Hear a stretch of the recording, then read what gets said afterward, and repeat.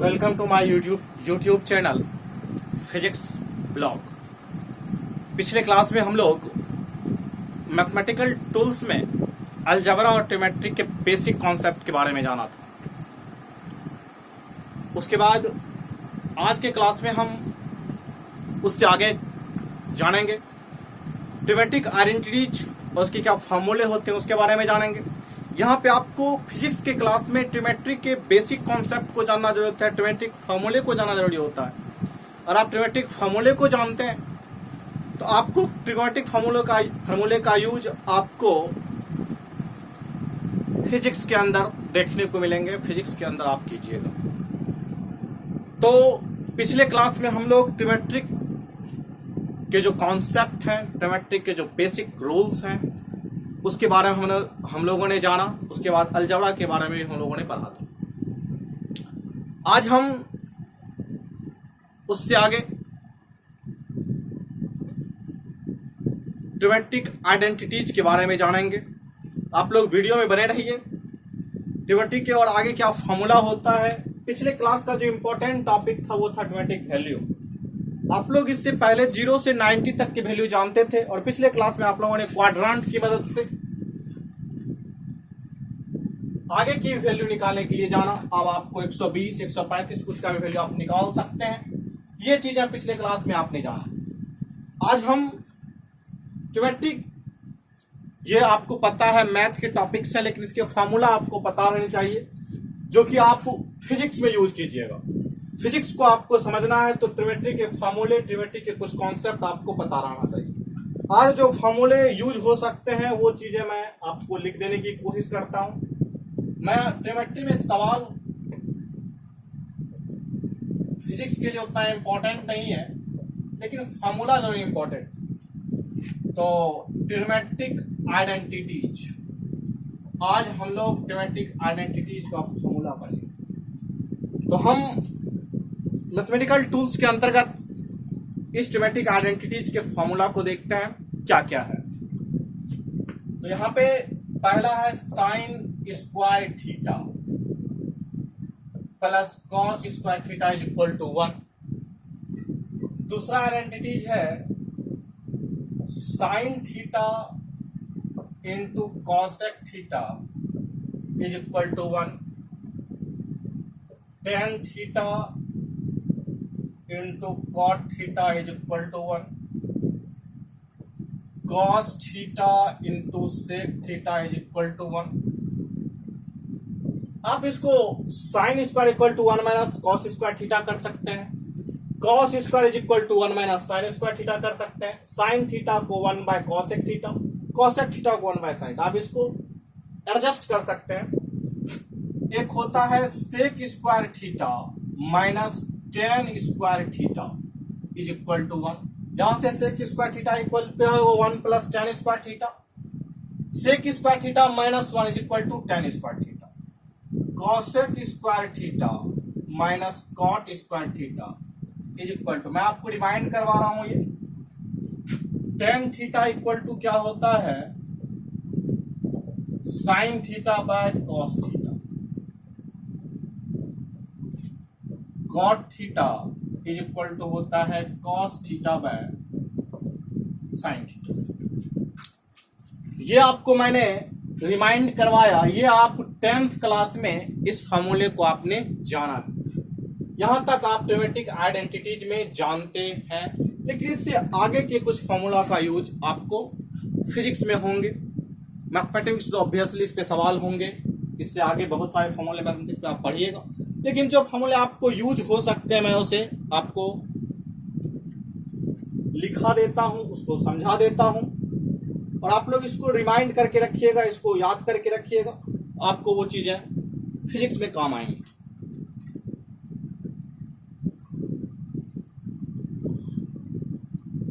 चलिए, ये आपको समझ में आ रहा होगा।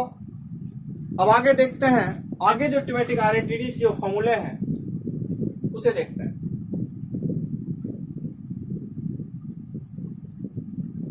चलिए,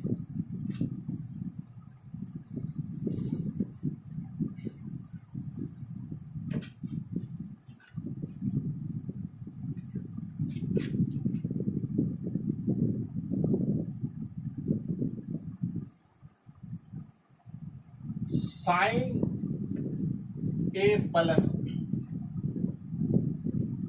यहां पर देखिए दो एंगल का सम है, साइन ए प्लस बी। आप इसको प्रूफ कीजिएगा, जो फॉर्मूला मैं लिखूंगा वो मैथमेटिक्स में आप इसको प्रूफ कर सकते हैं, लेकिन यहाँ आपको प्रूफ की जरूरत नहीं है, यहाँ आपको फॉर्मूला का जरूरत है। तो sine A plus B is equal to होगा formula sine A into cos B plus cos A into sine B. क्या होता है, sine A plus B is equal to sine A into cos B plus cos A into sine B. Next sine A minus B is equal to होता है sine A into cos B minus cos A. आप देखते होंगे sine A plus B और sign A minus B में कुछ ज्यादा फर्क नहीं है, सिर्फ वहां पे प्लस था तो प्लस, यहां पे माइनस था तो माइनस। चलिए बात क्लियर है, आगे देखते हैं cos A plus B. Cos A plus B is equal to क्या होगा, cos A into cos B, cos A into cos. यहां पर प्लस है तो हम क्या देंगे, माइनस। ये सारे फॉर्मूले आप ज्योमेट्रिक चैप्टर में, मैथमेटिक्स में, आप जो मैथमेटिक्स के बच्चे होंगे, जो मैथमेटिक्स लीजिएगा 11th 12th में, वो इसे प्रूफ करिएगा, इसके फॉर्मूला के बारे में डिटेल से और बहुत सारे सवाल कीजिएगा इस पे। लेकिन फिजिक्स में सिर्फ आपको फॉर्मूला की जरूरत पड़ती है, जहां इसका जरूरत होगा आप उसका यूज कीजिएगा। ये फिजिक्स की क्लास है, फिजिक्स की क्लास में आपको मैथमेटिक्स के जो बेसिक रूल लगेंगे फिजिक्स में, मैं उसे बता दूंगा। तो यहां पर देखिए cos A plus B is equal to cos A into cos B minus cos A, minus sine A into sine. आप लोग जो 10th क्लास में ये भ्रम में होते होंगे, कॉस ए, एक बात मैं आपको बता दूं कि cos A plus cos B होता होगा cos A plus cos B. ऐसा नहीं होता, ये आप लोग 10th में ऐसा लगता होगा आपको कि कुछ इसी तरह से होता है, लेकिन आप देख रहे हैं कि cos A plus cos B का फॉर्मूला क्या होता है, कॉस ए प्लस बी का फॉर्मूला क्या होता है, cos A into cos B minus sine A into sine B. ये गलत है, ओके। चलिए आगे मैं देखता हूं, इसी तरह कॉस ए माइनस बी, इसका फॉर्मूला होगा cos A into cos B. अब ये माइनस है तो यहां क्या हो जाएगा, plus sine A into sine B, okay. Tan A plus B, इसका फॉर्मूला होगा tan A plus tan B बटे 1 minus tan A into tan B.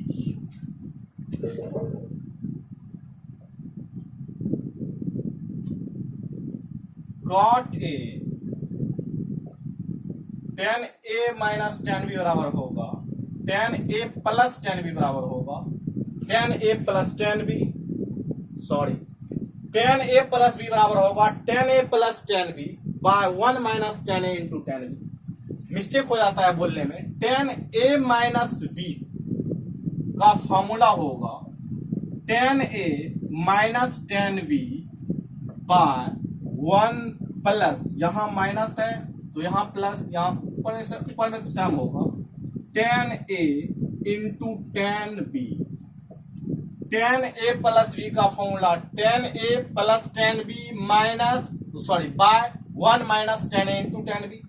Tan A minus B का formula tan A minus tan B by 1 plus tan A into tan B.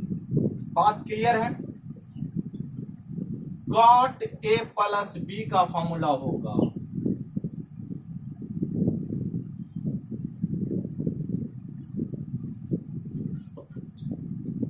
Cot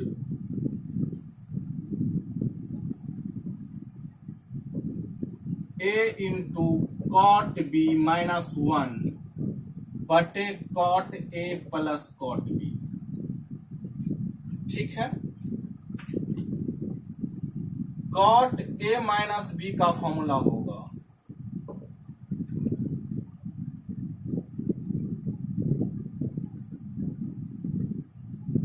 cot A into cot B plus 1 बटे cot B minus cot B. आप इसे note down कर लीजिए।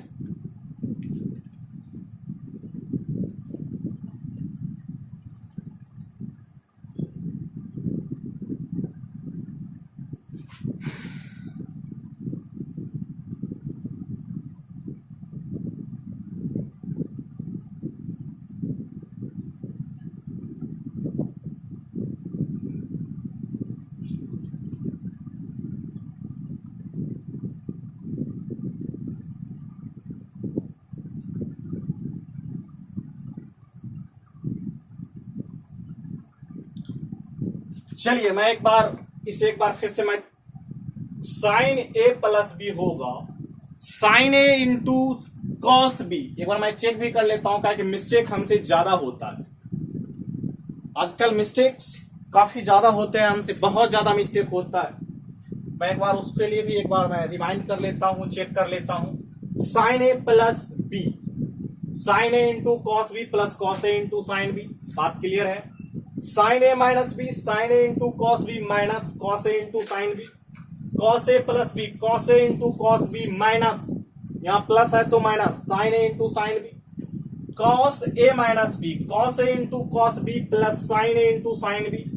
Ten A plus B, tan A plus tan B बटे 1 minus tan A into tan B. Tan A minus B, tan A minus tan B by 1 plus tan A into tan B. Cot A plus B, cot A into cot B minus 1 cot A plus cot B. Cot A minus B, cot A into cot B plus 1 by cot B minus cot A. आप इसे लिख लिए होंगे, उम्मीद है कि आप इसे लिख लिए होंगे।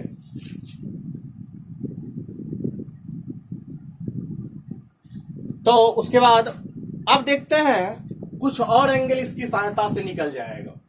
हम आप लोगों को साइन 75 डिग्री का एंगल आप लोग अभी तक नहीं जानते हो।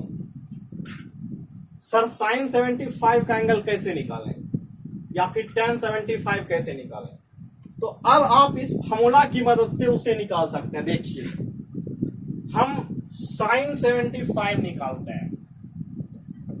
साइन 75 डिग्री की वैल्यू निकालना, तो साइन 45 डिग्री प्लस 30 डिग्री हम लिख देंगे। साइन 75 को क्या लिखेंगे, साइन 45 प्लस 30 डिग्री। आप कहिएगा हम साइन 60 प्लस 15 डिग्री भी लिखें तो क्या जाता है, लेकिन आपको साइन 15 का वैल्यू तो पता नहीं है, इसलिए आप उसमें लिखिएगा जिसकी वैल्यू आपको पता है। ठीक है, तो आप इसमें लिखते हैं तो साइन 45 प्लस 30 डिग्री। अब आप बताइए साइन ए प्लस बी, ये इसको हम ए मान लेंगे, इसको हम बी मान लेंगे। अभी आपने फॉर्मूला मैंने बताया आपको कि साइन ए प्लस बी का जो फॉर्मूला होता है वह होता है sine A into cos B plus cos A into sine B. Okay, तो अब हम क्या करेंगे, साइन ए यानी कि sine 45 degree plus into cos B cos 30 degree. Okay, plus cos A into sine B. यहां तक क्लियर है। साइन 45 डिग्री आप लोग बताइए क्या होता है। आप लोग को पहले से ही पता होगा, पिछले क्लास में मैंने बताया है, और आप पिछले क्लास का वीडियो देखे होंगे। आप जरूर कहेंगे सर साइन 45 का डिग्री 1/√2 होता है। कॉस 30 कितना होता है, आप लोग याद कर रहे हैं, आप लोग सोच रहे हैं क्या होता है क्या होता है। आप लोगों को ये फटाफट याद रहना चाहिए, बस जैसे बोला गया तुरंत आपको पता रहना चाहिए कि cos 30 क्या होता है, सर √3/2 होता है।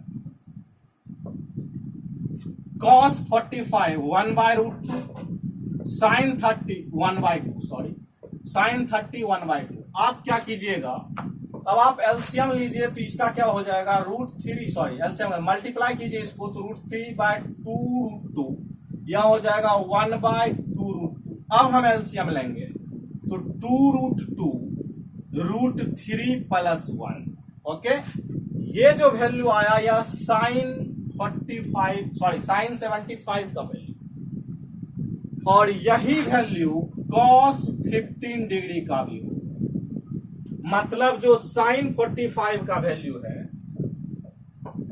बार बार मेरे मुंह से गलत निकल जाता है, जो sin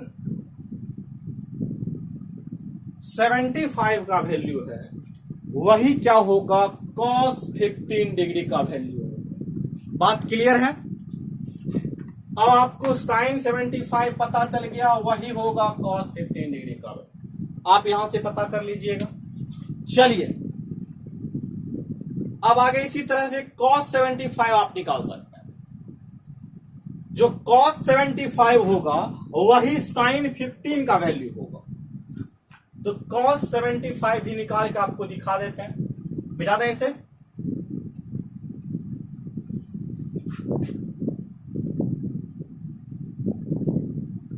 cos 75 भी कुछ ज्यादा नहीं आएगा, √3 - 1 by 2 √2 आएगा। देख लेते हैं, cos 75 निकाल के देख लेते हैं।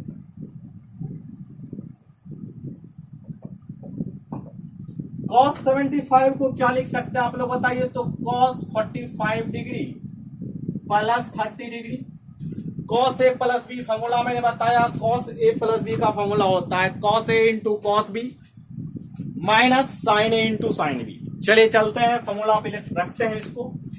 cos 45 degree × cos 30 degree - sin 45 degree × sin 30 degree. अब सबका वैल्यू रख देते हैं, 1 by √2 cos 30 √3 by 2 - 1 by √2 sin 30 1 by 2 √3 by 2 √2 - 1 by 2 √2। ये 2 √2 एलसीएम हो जाएगा √3 - 1, अर्थात इसका वैल्यू क्या होगा √3 - 1 by 2 √2। यही वैल्यू होगा sin 15 डिग्री का। जो cos 75 का वैल्यू है वही sin 15 डिग्री का वैल्यू होगा। अब कहिएगा कि सर tan 75 क्या होगा। आप tan 75 इस तरह से भी निकाल सकते हैं, sin 75 degree by cos 75 degree. तो sin 75 क्या आया था √3 + 1 by 2 √2, और cos 75 क्या आया √3 - 1 by 2 √2। आप कहिएगा सर दिस एंड दिस कट्टम कुट्टा, ये हो जाएगा √3 + 1 by √3 - 1। ये tan 75 डिग्री का वैल्यू है, यही होगा cot 15 डिग्री का वैल्यू। जो वैल्यू tan 75 का होगा यही होगा cot 15 डिग्री का वैल्यू। अगर आप ऐसा नहीं करना चाहते तो आप क्या कीजिएगा, tan 75 निकालने के लिए tan 45 डिग्री + 30 डिग्री कीजिएगा। तो tan a + b equal to होगा tan a + tan b by 1 - tan a × tan b। बात क्लियर है? 1 + 1 by √3 by 1 - 1 × 1 by √3। अब ऊपर से क्या हो जाएगा √3 + 1 by √3 √3 - 1 by √3। आप कहिएगा this and this cancel, √3 + 1 by √3 - 1। देखिए यही वैल्यू यहां पर भी है, ये हो जाएगा tan 75 का वैल्यू जो कि cot 15 डिग्री के इक्वल है। ओके, इस तरह से आप 75 डिग्री का वैल्यू निकाल सकते हैं इस फॉर्मूला को जान करके। चलिए आप इसे नोट डाउन कर लीजिए, नहीं तो अपने से आप कर सकते हो with the help of given formula.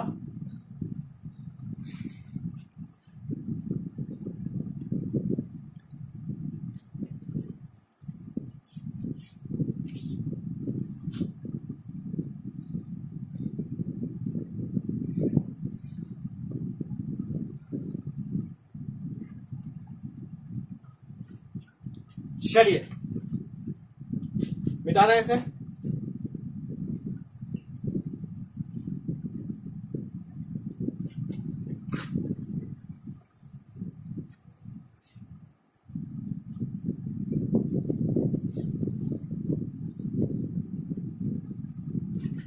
चलिए और कुछ फॉर्मूला देख लेते हैं जो आपको यूज हो सकते हैं। मैं वही फॉर्मूला यहाँ पर लिखा रहा हूँ जो फिजिक्स में यूज होंगे। मैं ज्यादा ज्योमेट्री में बहुत सारे फार्मूले हैं, उतना फार्मूला का यूज फिजिक्स में नहीं होगा, इसलिए मैं वो सारे फार्मूला नहीं लिखा रहा हूँ। जो फार्मूला आपको फिजिक्स में यूज हो सकते हैं मैं उस फार्मूला को लिखा रहा हूँ, ठीक है। साइन 2a बराबर होता है 2 sign a into cos A. इसको लिखते हैं 2 tan a, tan के रूप में 1 प्लस tan स्क्वायर ए। साइन 2a का फॉर्मूला होता है 2 sign a into cos A. इसको लिखते हैं 2 tan a बटे 1 प्लस tan स्क्वायर ए। cos 2a होगा cos square A minus sine square ए। इसी को लिख सकते हैं 1 माइनस 2 साइन स्क्वायर। बात क्लियर है। इसी को क्या लिख सकते हैं 1 माइनस 2 साइन स्क्वायर। कैसे लिख सकते हैं 1 माइनस साइन स्क्वायर, इसको लिखेंगे cos square plus sine square बराबर 1 होता है। 1 माइनस साइन स्क्वायर तो 1 minus sine square minus sine square 1 minus 2 sine square. या फिर इसको लिख सकते हैं 2 cos स्क्वायर ए माइनस 1। इसका tan के रूप में फॉर्मूला होता है 1 बाय tan स्क्वायर ए बटे 1 minus tan square A by 1 plus tan square ए। एक बार फिर से cos 2a का फॉर्मूला होता है cos square A minus sine square equal to उसका ये भी फॉर्मूला होता है 1 माइनस 2 साइन स्क्वायर ए। उसका ये भी फॉर्मूला होता है 2 cos स्क्वायर ए माइनस 1 या फिर tan के रूप में 1 minus tan square A by 1 plus tan square A. Okay चलिए चलता है। tan 2a का फॉर्मूला होगा 2 tan a बाय 1 माइनस tan स्क्वायर। बात क्लियर है। इस तरह से इस फॉर्मूला का आपको यूज होगा। इसको आप नोट डाउन कर लीजिए।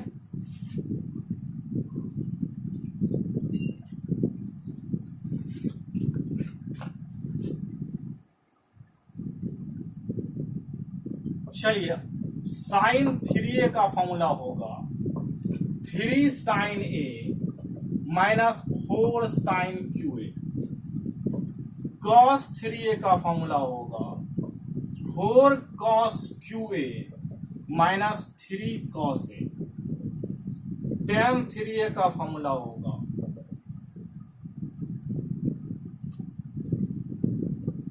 3 tan a minus tan cube A by 1 plus 3 tan square.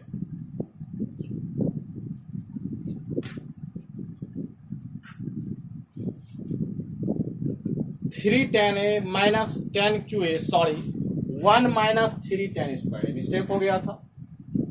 1 minus 3 tan square.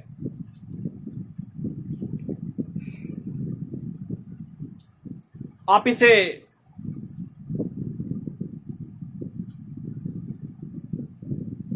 Note down कर लीजिए।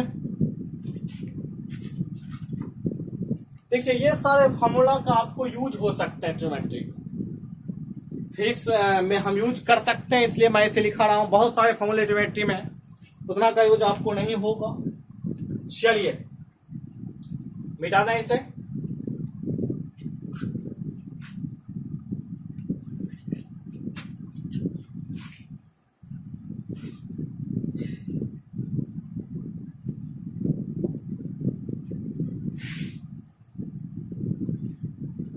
चलिए अगला एक छोटा सा कॉन्सेप्ट ट्रिमेट्रिक इनवर्स तो काफी ज्यादा बड़ा है, ये 12th में आप पढ़िएगा, लेकिन आपको छोटा सा कॉन्सेप्ट आप ट्रिमेट्रिक इनवर्स का समझिए क्या होता है उसको।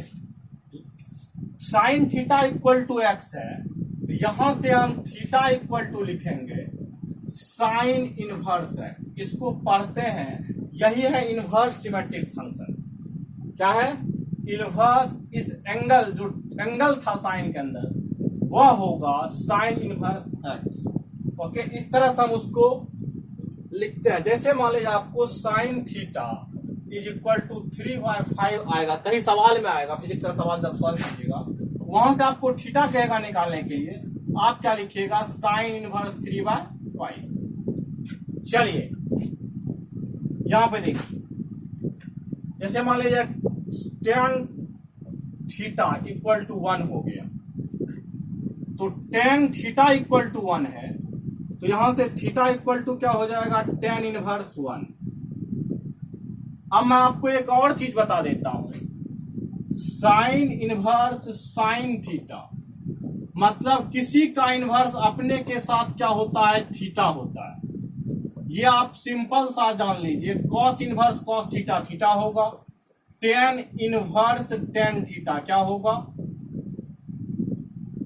ये आप मैथमेटिक्स के क्लास में ज्यादा विस्तार से पढ़िएगा। यहां पे सिर्फ आपको मैं फिजिक्स में जो यूज होगा मैं ये बता रहा हूं। Cosec inverse cosec theta is equal to theta होगा, और सेक इनवर्स सेक, मतलब अपने के अंदर में जो इनवर्स में होगा वह थीटा होगा। तो अब आप कहिएगा थीटा इक्वल टू, तो tan इनवर्स tan 1 को क्या लिख सकते हैं? tan π/4। अब बताइए tan इनवर्स tan थीटा क्या होगा? थीटा, तो थीटा का स्थान पे क्या है? यहाँ पे π/4। अब जो थीटा की वैल्यू आ गई, क्या आ गई? π/4 आ गई। बात क्लियर है?